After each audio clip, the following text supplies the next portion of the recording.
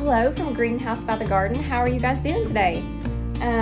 It is a hot and humid day here in East Tennessee, and I am in my basement greenhouse area right now. This is what I'm using. I keep succulents under here in the wintertime. I do some propagation under here, and this is just where I've been using my space for succulents to come when the weathers are below freezing, or before the first frost. I move my succulents under here. We're working on getting a greenhouse, so I will be moving them out there. So I'll have a lot of different vlogs going on with succulents in a greenhouse, but they also work really well in a basement area or somewhere that you have LED lamps. But today I would like to talk about the soil that I use for succulents. I have lots of people who message me about what I use, the type of mixtures, and I'll be honest, there's several things that you can do. I have tried multiple things and mixes and like ratios, and they do well with different ones. The one I find the easiest to use is about a half and half mix. So I use potting soil with sand, and I use a coarse grit sand. River sand is your best bet if you can find it where you live, or you can do something else. It's like a coarse grit sand. You don't want to use like playground sand like that you can find at the local box stores, but you want to use something that has bigger pieces in it that's more coarse. And that's what I'm going to work with today. And I'll show you guys how I, repot a succulent or one that you'd buy from a nursery that you want to put into a container. All right, so these are some things you're going to want. Obviously soil.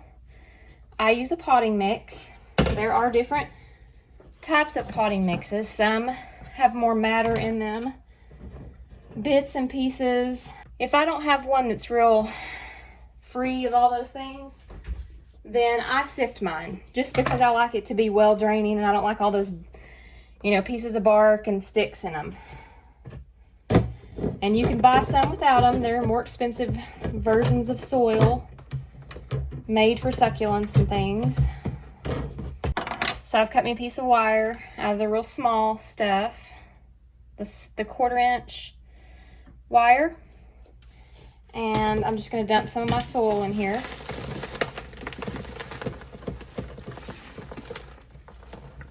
And I'm going to sift away.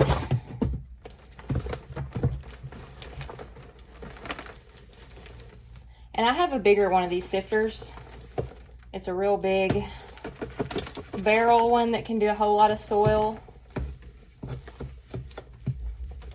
But since I'm just doing a small pot today to show you all, I'll just kind of show you what it sifts out. So this is just all the material that is left after I've sifted it. And I just don't want this in my succulent pot just because it's not as draining. And some pots I make for succulents are pots that don't have drainage holes. So I try to make really nice soil in those. I sifted it out really good.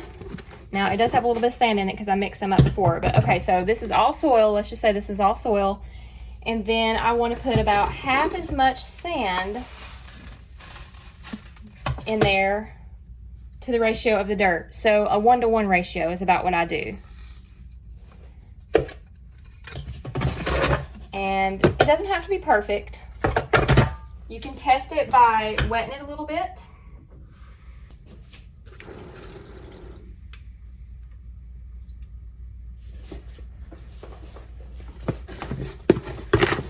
Just mix it all up in there. Kind of get an idea of how well it's going to drain.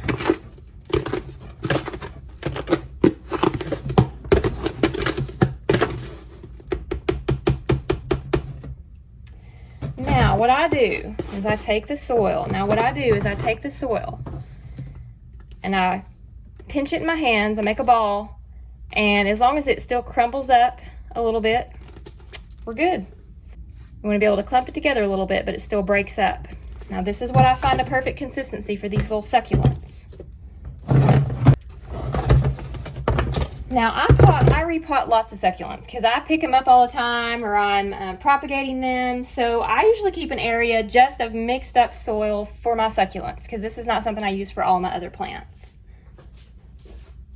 So this little succulent right here, I'm going to put in here. Now this one is a lot like a jade, and there's different versions of them. Some people call them ET fingers, or Hobbit Crassula, Crassula ovata.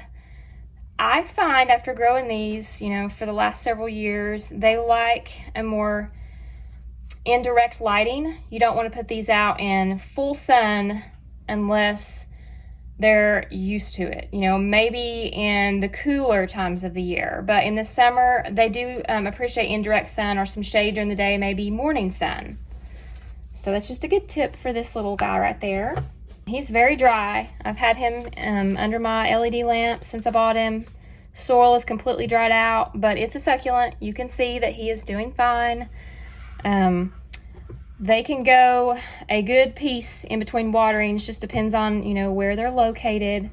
But I wait until they are completely dried up before I water them, and they can even go, days after that. And when I do water them, I give them a really good water, and then I let the soil dry out again. Now, I'll probably dress the top of this soil. I love to do that with succulents. I think they just look really cute that way. It always keeps out, little bugs and critters as well. So this is my mixture, and that's what I do.